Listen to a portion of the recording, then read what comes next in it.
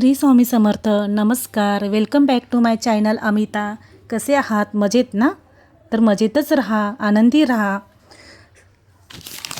तर आज मी तुम्हाला एक रेसिपी सांगणार आहे, झटकन आणि पटकन होणारी, साधी सोपी. तर घरात भाजीपाला नाही आहे, अचानक पाहुणे आले किंवा टिफिनला देण्यासाठी आपल्याकडे भाजीच नाही आहे, तर अशा पद्धतीची भाजी करायची की जी रेस्टॉरंटला पण मागे टाकेल, अशी झटपट करता येईल, अशी मी भाजी तुमच्याशी शेअर करणार आहे. का सर्वांना माहितीसुद्धा असेल काही गृहिणींना.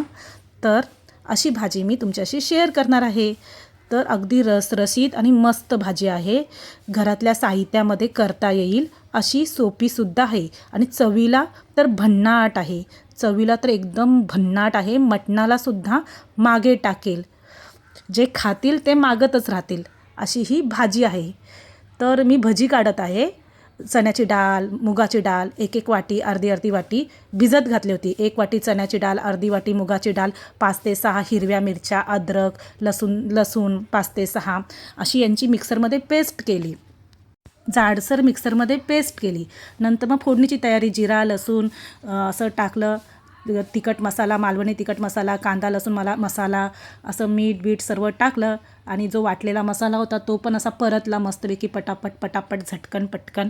मीठ टाकलं चवीनुसार आणि जी भजी काढली होती ती भजी त्याच्यामध्ये सोडून देणार आहे. त्याच कढाईमध्ये, ज्या कढाईमध्ये मी भजी काढली होती त्याच कढाईमध्ये तेल कमी करून फोडणीची तयारी केली मी. तर अशा प्रकारे ह्याला इन्स्टंट सांडगेसुद्धा म्हणू शकतो आपण. छान प्रकार आहे हा, पौष्टिक आहे. तर कसं उन्हाळी प्रकार आहे हा.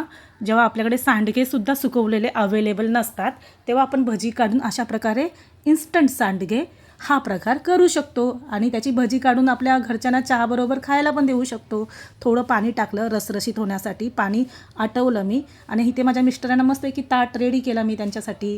टिफिनसुद्धा भरलं मी आणि अशा प्रकारे मी भाजी केली. तर कशी वाटली तुम्हाला ही रेसिपी, झटकन आणि पटकन होणारी? तर चला मग आता चहा, ब्लॅक कॉफीची तयारी माझी. तर इथे ब्लॅक कॉफी घेत आहोत आम्ही 2 कप. आम्हाला कंपनी लागते एकमेकांना. तर इथे मी एक चमच ब्लॅक कॉफी, रोस्टेड कॉफी टाकत आहे आणि मस्तपैकी गुड मॉर्निंग, बाय.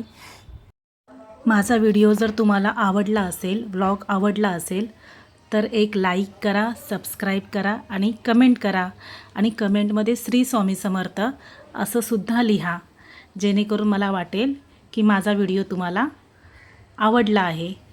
तर चला मग, खुश राहा, आनंदी राहा. पाऊस काही पडत नाही, पाऊस बाय बाय करून गेला आहे आपल्याला. तर छान दिवस जावो तुम्हाला आणि आनंदी राहा आणि तुमच्या सर्व इच्छा पूर्ण होवो.